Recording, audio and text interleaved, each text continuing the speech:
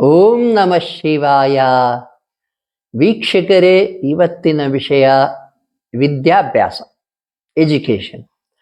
ನಿಮ್ಮ ಮಕ್ಕಳ ವಿದ್ಯಾಭ್ಯಾಸ ಆಗಿರ್ಬೋದು, ನಿಮ್ಮ ಸಹೋದರ ಸಹೋದರಿ ವಿದ್ಯಾಭ್ಯಾಸ ಆಗಿರ್ಬೋದು, ಅಥವಾ ನೀವೇ ಹೈಯರ್ ಸ್ಟಡೀಸ್ ಮಾಡ್ತಾ ಇದ್ದರೆ ವಿದ್ಯಾಭ್ಯಾಸ. ಇದಕ್ಕೇನಾದರೂ ತೊಂದರೆ ಆಗ್ತಿದೆಯಾ? ಕಾನ್ಸಂಟ್ರೇಷನ್ನಲ್ಲಿ ಏನಾದರೂ ಕೊರತೆ ಆಗ್ತಿದೆಯಾ? ನಿಮ್ಮ ಮಕ್ಕಳಿಗೆ ಏನಾದರೂ ಅನಿಸಿದ್ರೆ ಅದಕ್ಕೆ ಕಾರಣವನ್ನ ಜ್ಯೋತಿಷ್ಯದಲ್ಲಿ ಹುಡುಕಬಹುದು, ಅಲ್ಲಿ ಸಿಗುತ್ತೆ. ಏನಪ್ಪಾ ಅಂದ್ರೆ ಗುರುಗ್ರಹ ಜ್ಞಾನಕಾರಕನಾಗಿರ್ತಾನೆ.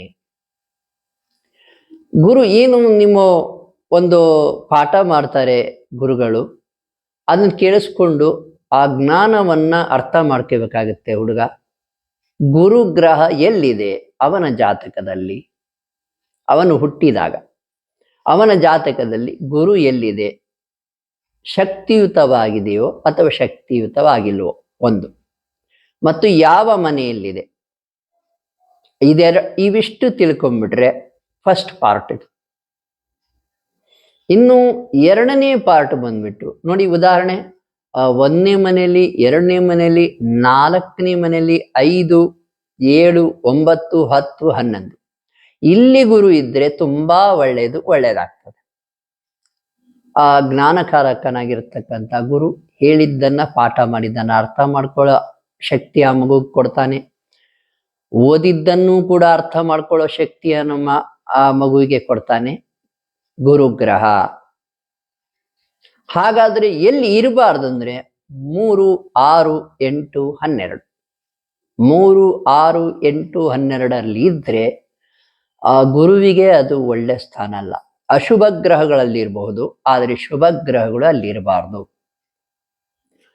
ಹೀಗಾದಾಗ ಗುರುವಿಗಾಗಿ ಕೆಲವು ಕೆಲಸಗಳನ್ನ, ಕೆಲವು ಆಚರಣೆಗಳನ್ನ, ಕೆಲವು ಪೂಜೆಗಳನ್ನ ಮಾಡಬೇಕಾಗತ್ತೆ. ಆ ಮಗುವಿನ ಕೈಲೇ ಮಾಡಿಸಿದ್ರೆ ತುಂಬಾ ಒಳ್ಳೆಯದು. ನಿಮ್ಮ ಮಗು ಚೆನ್ನಾಗಿ ಓದ್ತಾ ಇದ್ದ, ಈಗ ಯಾಕೋ ಡೌನ್ ಆಗ್ಬಿಟ್ಟಿದ್ದಾನೆ ಅಂತ ನಿಮ್ಗೆ ಅನ್ಸಿದ್ರೆ ಗೋಚಾರದಲ್ಲಿ ಗುರು ಎಲ್ಲಿದ್ದಾನೆ ನೋಡಬೇಕು, ಮತ್ತು ಅವನ ಜಾತಕದಲ್ಲಿ ಗುರು ಎಲ್ಲಿದ್ದಾನೆ ನೋಡಬೇಕು. ಹಾಗಾದ್ರೆ ಗುರುವಿನ ಶಕ್ತಿ ಹೆಚ್ಚಿಗೆ ಮಾಡ್ಬೇಕಂದ್ರೆ ಏನು ಮಾಡಬೇಕು ನೋಡಿ.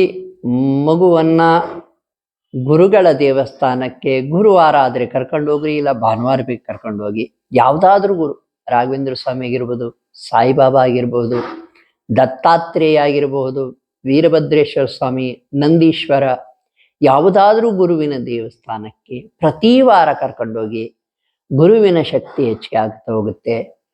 ಅಲ್ಲಿ ಬಾಳೆಹಣ್ಣನ್ನು ದಾನ ಮಾಡಿದ್ರೆ ಒಳ್ಳೆಯದು, ಬಿಸ್ಕೆಟ್ ದಾನ ಮಾಡಿದ್ರೆ ಒಳ್ಳೆಯದು, ಅಥವಾ ಈ ವಿದ್ಯಾ ಮಠಗಳಿರ್ತವೆ, ಕೆಲವು ಮಠಗಳಲ್ಲಿ ಹುಡುಗರನ್ನ ಓದಿಸ್ತಾ ಇರ್ತಾರೆ. ಅಂತ ಮಠಗಳಿಗೆ ನೋಡಿ, ಪುಸ್ತಕ, ಪೆನ್ನು ಕೂಡ ದಾನ ಮಾಡ್ಬೋದು.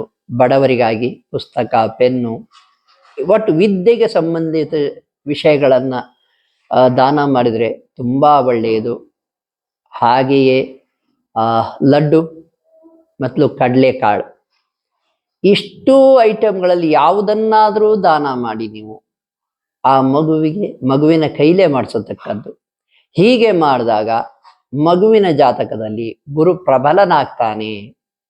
ಅಕಸ್ಮಾತ್ ಗೋಚಾರದಲ್ಲಿ ಗುರು ಒಳ್ಳೆ ಮನೇಲಿ ಇಲ್ಲದೆ ಇದ್ರೂ ಕೂಡ, ಆಗಲೂ ಕೂಡ ಈ ರೀತಿ ಮಾಡಿದ್ರೆ ಗುರುವಿನ ಆಶೀರ್ವಾದ ಸಿಗ್ತದೆ. ಮತ್ತೆ ಇದೆಲ್ಲ ಹೇಗೆ ತಿಳಿಬೇಕು? ಗುರು ಎಲ್ಲಿದ್ದಾನೆ, ಅಥವಾ ಗೋಚಾರದಲ್ಲಿದ್ದಾನೆ, ಜಾತಕದಲ್ಲಿದ್ದಾನೆ, ಎರಡನ್ನೂ ಹೇಗೆ ತಿಳ್ಕೊಬೇಕಂದ್ರೆ ನಿಮ್ಮ ಶಾಸ್ತ್ರಿಗಳ ಹತ್ರ ಹೋಗಿ ತಿಳ್ಕೊಂಬಿಡಿ. ಇಲ್ಲವಾದಲ್ಲಿ ನಮಗೆ ಕರೆ ಮಾಡಿ, ನಾವು ತಿಳಿಸ್ತೇವೆ.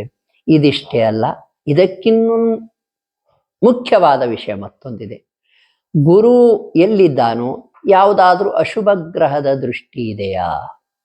ರಾಹು, ಕೇತು, ಮಂಗಳ, ಶನಿದೇವರು, ರಾಹುಕೇತು, ಅದರಲ್ಲೂ ಕೂಡ ರಾಹುಕೇತು ಏನಾದರೂ ನೋಡಿ ಗುರುವಿನ ಶಕ್ತಿಯನ್ನು ಕಡಿಮೆ ಮಾಡ್ತಾ ಇದ್ದಾವ, ಇದೆಲ್ಲ ತಿಳ್ಕೋಬೇಕಾಗ್ತದೆ. ಅದಕ್ಕೆ ಸಂಬಂಧಿತ ಒಂದು ಶಾಂತಿಯನ್ನು ಮಾಡಬೇಕಾಗ್ತದೆ. ಇದೆಲ್ಲ ಜಾತಕದಲ್ಲೇ ಇರುತ್ತೆ.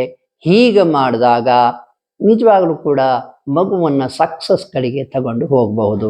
ಅಷ್ಟೇ ಅಲ್ಲ, 4ನೇ ಮನೆಯಲ್ಲಿ ಅಕಸ್ಮಾತ್ ಗೋಚಾರದಲ್ಲಿ ಅವನ ರಾಶಿಯಿಂದ 4ನೇ ಮನೆಯಲ್ಲಿ ರಾಹು ಬಂದಿದ್ರೆ, ಅಥವಾ ಶನಿ ದೇವರು ಬಂದಿದ್ರೆ, ಕೇತು ಬಂದಿದ್ರೆ, ನೋಡಿ ಇವೆಲ್ಲ ಇದ್ರೆ ಮಗುವಿನ ಓದಿನಲ್ಲಿ ಆ ವರ್ಷ ಕುಂಠಿತ ಆಗೋದು ಗ್ಯಾರಂಟಿ. ಆದ್ದರಿಂದ ಅವಕ್ಕೂ ಸಂಬಂಧಿತ ಶಾಂತಿಯನ್ನು ಮಾಡಿದಾಗ ಮಗುವಿನ ಓದು ಸರಾಗವಾಗಿ ಸಾಗುತ್ತದೆ. ವೀಕ್ಷಕರೇ, ನಮ್ಮ ಜ್ಯೋತಿಷ್ಯ ಜೈ ಹೋ ಯೂಟ್ಯೂಬ್ ಚಾನಲ್ ಇರೋದೇ ನಿಮ್ಮ ಸೇವೆಗಾಗಿ, ನಿಮ್ಮ ಅಭಿಮಾನಕ್ಕಾಗಿ, ನಿಮ್ಮ ಆಶೀರ್ವಾದಕ್ಕಾಗಿ ಧನ್ಯವಾದಗಳು. ಯಾರು ಬೇಕಾದರೂ ಏನು ತೊಂದರೆ ಇದ್ರೂ ನಮಗೆ ಕರೆ ಮಾಡಬಹುದು. ಈಗ ವಿದ್ಯಾಭ್ಯಾಸದಿದೆ, ಸಾಕಷ್ಟು ಮಕ್ಕಳು ತಂದೆ ತಾಯಿಯಂದರು ನಮಗೆ ಫೋನ್ ಮಾಡ್ತಾರೆ, ಪೋಷಕರು ಕೇಳಿದ್ದಾರೆ, PU ಸೆಕೆಂಡ್ ಇಯರ್ ಓದ್ತಾ ಇದ್ದಾರೆ ಅಥವಾ ಡಿಗ್ರಿ ಮಾಡ್ತಾ ಇದ್ದಾರೆ, ಈಗ ತೊಂದರೆ ಆಗ್ತಿದೆ ಅವ್ರ ಓದಿನಲ್ಲಿ ಅಂತ ಕೇಳಿದ್ದಾರೆ. ಅವ್ರಿಗೆ ನಾವು ಸಲಹೆ ನೀಡಿದ್ದೇವೆ, ಅದನ್ನು ಪಾಲಿಸಿದ್ದಾರೆ. ವಿಶೇಷವಾಗಿ ಅದರಲ್ಲೂ ರಾಹುಕೇತು ಏನಾದರೂ ಅಡ್ಡ ಬಂದ್ಬಿಟ್ಟಿದ್ರೆ ಓದಿನ ವಿಷಯಕ್ಕೆ ಅವನ್ನ ಶಾಂತಿಗೊಳಿಸಿದಾಗ ಅವು ನೆಕ್ಸ್ಟು ಮಕ್ಕಳು ಚೆನ್ನಾಗಿ ಓದ್ತಾ ಇದ್ದಾರೆ. ಇದೆಲ್ಲ ನಡೆದಿದೆ. ಅವರು ಕೂಡ ಪೋಷಕರು ಫೋನ್ ಮಾಡಿ ನಮಗೆ ಧನ್ಯವಾದಗಳನ್ನು ತಿಳಿಸಿದ್ದಾರೆ, ಮಗು ಚೆನ್ನಾಗಿ ಓದ್ತಾ ಇದೆ ಅಂತ ಹೇಳಿ ತಿಳಿಸಿದ್ದಾರೆ. ನೀವು ಕೂಡ ಕರೆ ಮಾಡಬಹುದು. ಅಷ್ಟೇ ಅಲ್ಲ, ಏನಾದರೂ ಮಾಟ ಮಂತ್ರ, ವಾಮಾಚಾರ, ದುಷ್ಟ ಶಕ್ತಿ ಪ್ರಯೋಗ, ಆತ್ಮಗಳ ಪ್ರಯೋಗ ಏನಿದ್ರು ಕೂಡ, ಏನ್ ತೊಂದರೆ ಇದ್ರೂ ಕೂಡ ನೀವು ನಮಗೆ ಕರೆ ಮಾಡಬಹುದು. ಅದಕ್ಕೆ ನಾವು ಸಲಹೆ ನೀಡ್ತೇವೆ, ಅದನ್ನ ಪರಿಹಾರ ಮಾಡಿಕೊಡ್ತೇವೆ. ಭಗವಂತನ ಅನುಗ್ರಹ ಹೇಗೆ ಸಿಗುತ್ತೆ ಅಂತ ತಿಳಿಸ್ತೇವೆ. ನಮಗೆ ಕರೆ ಮಾಡಬಹುದು. ಶುಭವಾಗಲಿ.